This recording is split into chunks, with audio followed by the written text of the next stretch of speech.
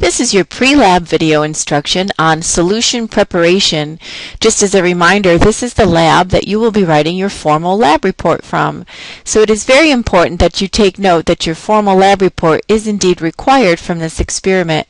You will be turning in your lab report and your advanced study assignment as usual, so make sure you are taking a second copy of all the data that you'll need to include in the formal lab report as you're working from home in that following week. So the formal lab report is due the next week, but you still must be ready to turn in your advanced study and the lab report that we normally do. We will see that this particular experiment consists of three separate parts, Part A, B, and C. Part A is called molarity. Each group will be assigned a unique molarity value, and your job is to prepare a solution of unknown solid solute from which the molar mass is given. So really, it is simply an opportunity to practice the skill of making a solution and then turning that practice into words for the description lab report. The learning goals that you will address in the formal lab report from Part A: given the molarity and volume of a solution, you'll calculate the number of grams of solute needed to prepare that solution. You'll list all the equipment and glassware needed to prepare the solution, accurate to 4 significant figures: the volumetric flask, the analytical balance, and so forth. You'll actually prepare the solution accurate to 4 significant figures using the correct glassware. And friends, there is a section in the lab report that says, take out a sample and hand it to your instructor for grading. You do not need to do that. When you are finished making your solution and it is actually still in the 100 ml volumetric flask, remember you've already watched the video instruction on how to properly prepare a solution that was in the first link of your assignment here. Just show it to me on the lab bench. You do not need to pour a separate quantity out to show me. Just call me over and show me so that I can just quickly check your work. And remember, in the formal lab report, it's the description, a step-by-step process of how you prepared your solution that will be ultimately graded, including the calculations. Let's talk about the procedure for Part B, the acid-base titration. And again, you've watched the instructional video, just a little YouTube clip on how to go about performing an acid-base titration with an instrument called a burette. You'll be given a standardized solution. That means you definitely know with confidence the molarity of your standard solution, 1 molar NaOH. That tells me for every 1 liter of solution, there's 1 mole of sodium hydroxide. And you'll be titrating that with an unknown concentration of acetic acid, the major component of vinegar. Acetic acid, HC2H3O2, if you wanted to jot that formula down, HC2H3O2, acetic acid, will be titrated against sodium hydroxide. Each lab group will be given a different concentration of the acetic acid, and your job, your accuracy grade, will simply be determining the unknown molarity. The learning goals that you'll address in the formal lab report would include listing the equipment and glassware necessary to determine the endpoint of your acid-base titration. Again, that vocabulary word endpoint, where does the moles of acid equal the moles of base? The stoichiometric ratio of 1 to 1. So our formula we're looking at, the molarity and volume of the acid is going to be equal to the molarity and volume of the base. MV equal MV, where we know the molarity times volume in a liter equal the unit called mole. So when the moles of acid equal the moles of base, we have indeed reached the endpoint. And we find that equivalent, that stoichiometric ratio of 1 to 1, by using the MV equal MV formula. You'll be given a sample of a monoprotic acid, that is the acetic acid. That monoprotic simply tells me there's 1 acidic hydrogen, and it's right there in our formula. And you're going to titrate that against a standardized sodium hydroxide solution, which is 1 molar, and describe that process step by step in your formal lab report. Part C of the procedure is simply a calculation. Using the information from Part B, the molarity of the acid you determined, you're going to find a weight percentage of the vinegar. This section will need to be added to the back of page 41. On page 41 of your lab text, it gives you room to write down Part A, Part B, but if you flip that page over, there's a blank side. Let's add on all of the details necessary to show Part C of your lab report. The number that you need to be given to perform this calculation is the density of acetic acid in vinegar, and that's 1.005 grams per mil. The density of vinegar, how much acetic acid is contained in a sample of ordinary household vinegar, the density we'll use 1.005 grams per mil. We're going to turn our molarity into a mass percentage. So that's the challenge of Part C, is a calculation right here to turn our molarity value, which of course big M we know to be moles of solute per liter of solution, moles per liter. We want to turn that into a mass percentage, part over whole. Grams of solute over grams of solution, part over whole, and actually to express it as a percent, we'll need to multiply by 100 to get out a percentage. The learning goals that you'll address in this particular section, when writing up your formal lab report, you'll determine the concentration and a mass percent of a solution given its molarity, and that molarity is what you calculated from Part B. So everyone will have a different or a unique value that you're starting with, but the performance of the calculation will indeed be the same. So a different molarity based on what your group determined from Part B. And you'll describe that process you're following step by step in your formal lab report, knowing that details are critical. So we've kind of overviewed each section and its purpose and what you should think about including when you go to write your formal lab report. Let's turn our attention to the advanced study assignment, and what that will do is allow us some practice problems that then we can turn and look at some sample data. So here we're given an advanced study assignment, and it says how many grams of sodium hydroxide are there in 50 milliliters of 0.3 molar NaOH. So we want to know how many grams of NaOH starting from a solid. Alrighty, so just remember my relationships. I know molarity to be defined as the moles of solute per liter of solution. Moles per liter. And I also know that moles is defined as grams of solute over molar mass. And I think I'll write mm for molar mass. Sometimes you hear me say formula weight. We're going to add up the Na plus the O plus the H to get the molar mass of our solution. Now ultimately, what are we solving for? It's this variable right here. We'd like to know how much to weigh out of our sodium chloride to put into the 50 mils to end up with a 0.3 molar solution. So we're given 50 mils of 0.3 molar. That's this quantity, molarity, and it's this quantity, the volume of solution. We can pull out the mole variable from there by cross-multiplying. Molarity times liter equal mole. Alrighty.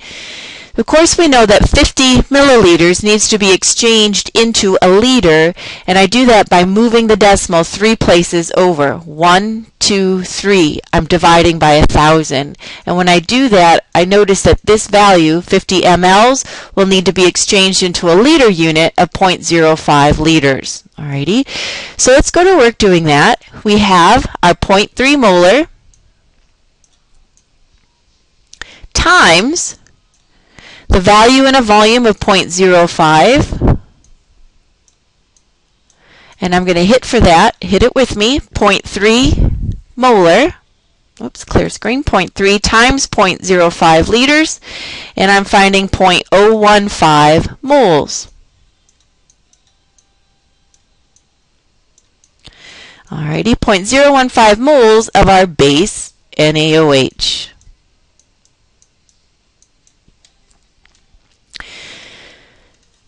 Molarity times volume, cross-multiplied, pull out moles. Now coming down here, see what we have? We have moles. We can determine the molar mass of NaOH by adding an Na which we know to be 23 off of our periodic table, plus the mass of oxygen, which is 16. So we'll have oxygen 16. That's not going to come out very neat. We know this to be 23. Oxygen has a mass of 16. And hydrogen has a mass of 1. So I'm adding up the molar mass, NaOH. And what I'm finding there is 40. So the sum of the formula weight is 40 grams per mole. Alrighty, so let's take this cross multiplication and pull out grams. We just determined the number of moles to be 0.015 moles, so I'm going to begin by writing 0.015 moles of our sodium hydroxide times the molar mass we just determined to be 40.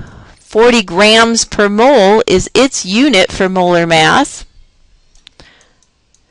0.015 times 40 shows us 0.6. So I'll write 0.6 grams of NaOH. Take a moment and process the steps we just followed with me.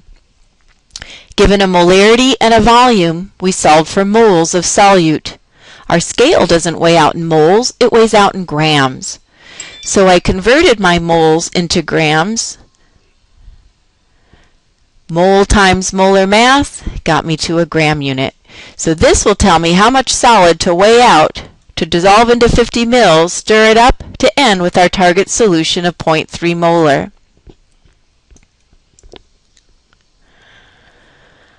How would you prepare 500 mils of 6 molar NaCl solution from the solid salt? So this really is the same math as our first question, but now it's actually putting it into words. So use a sentence and tell me, how are you going to make this? Same idea, same equations up here. Molarity times liters. I have a volume, I have a molarity, we can pull out grams. Keep in mind, this particular volume will need to go in as 0.5 liters. Moving that decimal 3 spots left turns a milli into a liter. So let's take our 6 molar. We're going to multiply it by 0.5 liters, molarity times liter, and we're going to find the number of moles of the solid salt. 6 molar times 0.5 liters is 3. So here I have 3 moles of sodium chloride.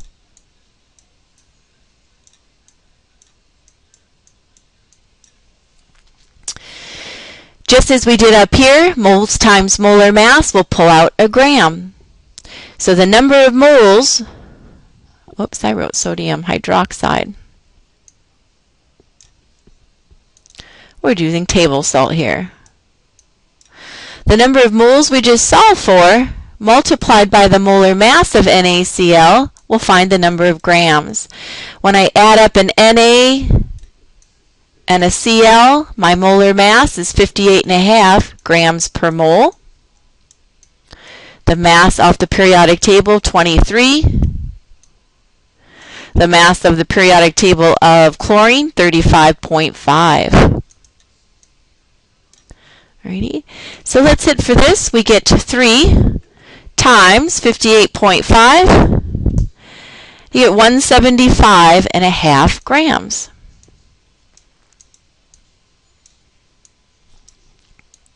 175.5 grams of NaCl. So we're not done because it says, how would you prepare?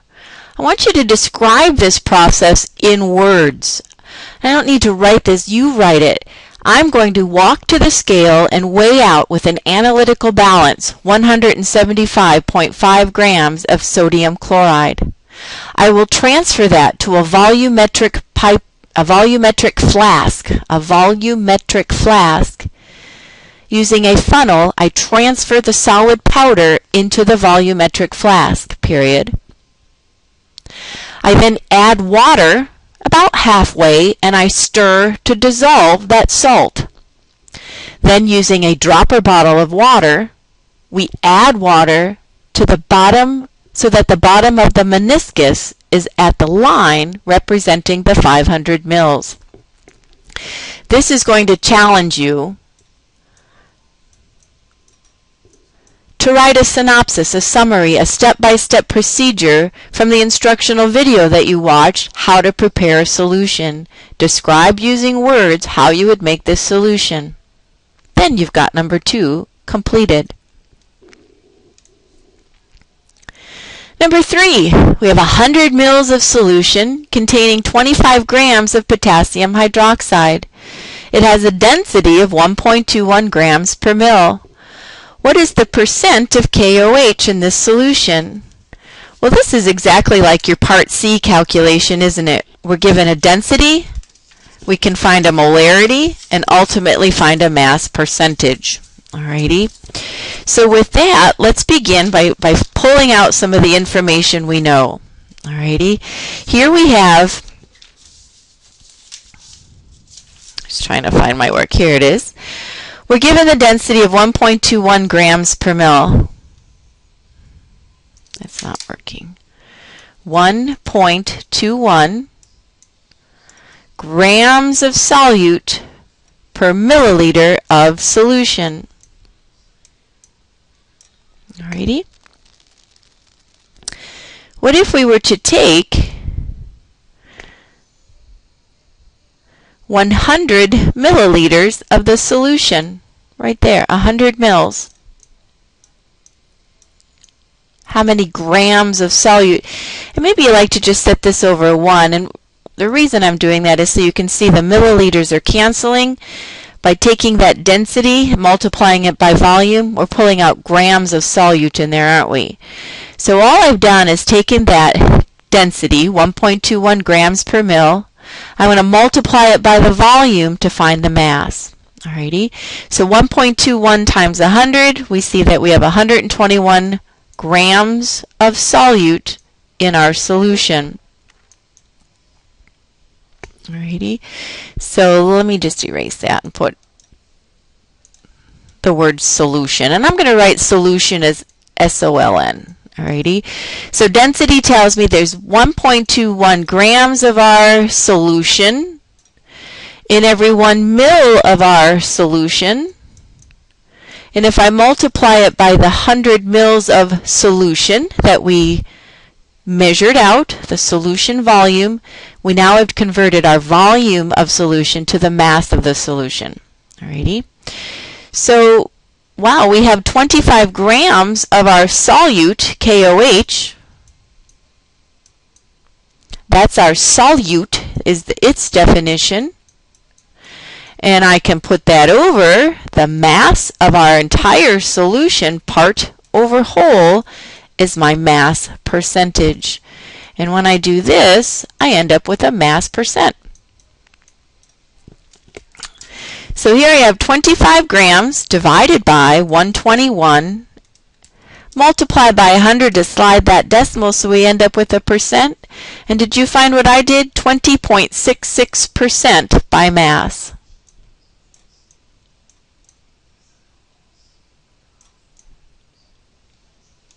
There we go.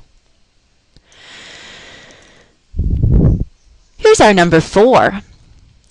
Given the molarity and volume of a base, we're going to titrate that with 75 mils of an acid to the phenolphthalein endpoint. That's our indicator that turns that faint pink color to indicate that the moles of acid equal the moles of base. That's our definition of an endpoint. Moles of acid equal moles of base. What's the molarity of our acid? We know that the molarity and the volume of the acid at the endpoint, by the very definition, is equivalent to the molarity and the volume of the base at the endpoint. Moles equal moles. MV, molarity times volume, is the mole number. And the very definition of an endpoint says the moles of acid are indeed equal to the moles of base at the endpoint, the stoichiometric ratio where there's no limiting and no excess reagent. So this problem simply becomes plug and chug. Here's what we know. We have 75 milliliters of an acid. We'd like to know its molarity. We're given the volume and molarity of the base to be 20.1 mLs with the 1 molar concentration. Now I'm going to pause and just note something here. With this particular algebra, I left my units in a milliliter, whereas every problem we've worked so far, it was so critical to have a liter. But this algebra is different. Because I'm setting two sides of an equation equal to one another, all that's important is that they are the same unit. They both can be an ml, or they could both be a liter. It doesn't matter as long as they're the same. But let me clarify. If I'm using MV equal MV, make sure the volumes are the same. But if I'm using strictly molarity formula as moles per liter, I have to have a liter in that particular equation.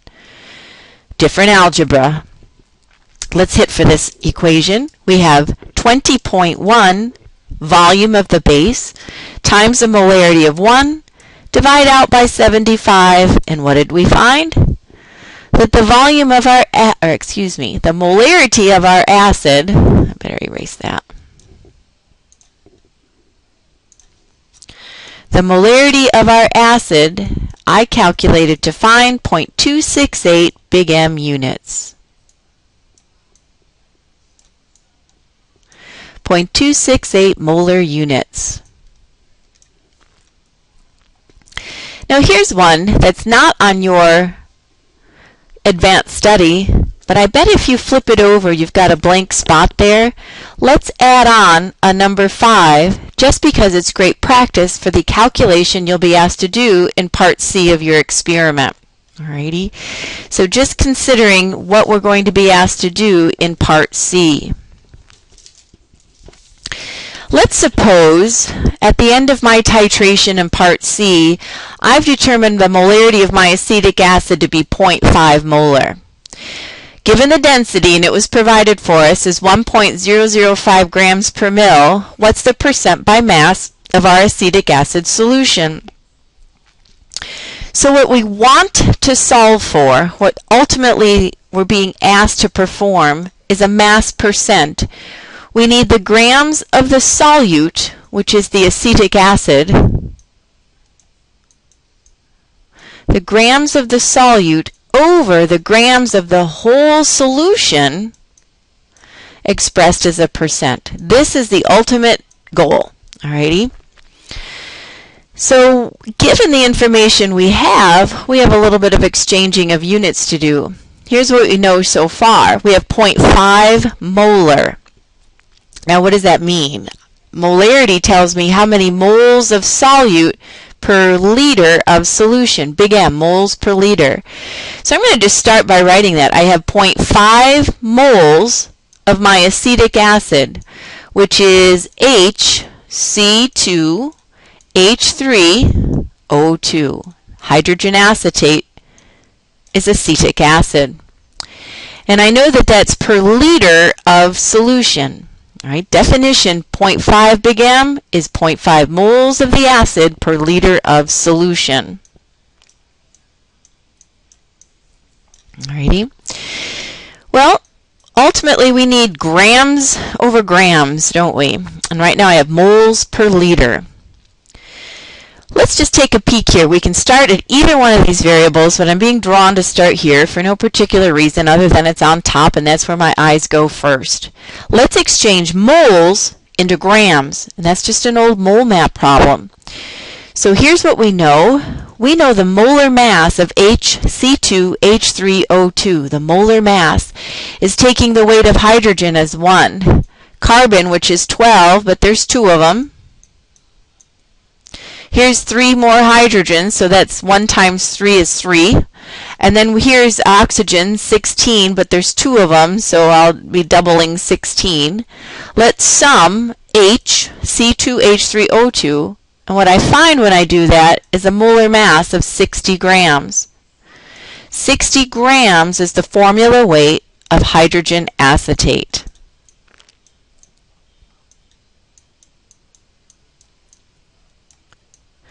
So what I'm going to do is put that 60 grams per mole as my first conversion factor. See what we've done? Moles of the vinegar, moles of acetic acid, have canceled, and now I have grams of solute, which is exactly what we wanted up here, grams of solute. Alrighty. But right now I have grams of solute per liter of solution, and I need that liter of solution to be grams of solution. And that's what the density will do for us. The density will allow us to calculate. The density, however, is grams per mil, and right now I'm at a liter. So let's take a next conversion and simply get that liter unit into a milliliter. So I know that the metric system says a liter is equivalent to 1,000 milliliters. Alrighty. And so what I've done here is just able to cancel a liter and introduce the milliliter, knowing that I need that to exchange units when I use the density. Alrighty, so liter is gone. I have grams of solute per milliliter of solution. If I want milliliter to cancel, it better go on the top, and I want to end with grams of solution on the bottom. So I'm using this density here, but I need to put my values in the opposite direction so my units cancel. We know that 0.005 grams is the mass of the solution for every 1 mil of the solution, but I need the milliliter unit to cancel. So see how I'm putting that milliliter like this to cancel it? And now I have the mass unit introduced on the bottom. Step 1, I used molar mass to cancel mole into gram. Step 2, I introduced the milliliter with a simple metric conversion. And step 3, I used the density to convert the volume unit of milliliter into a gram unit of solution. Let's hit and see what we find. 0.5 times 60 divided by 1,000 divided by 1.005. And my calculator says 0.02985.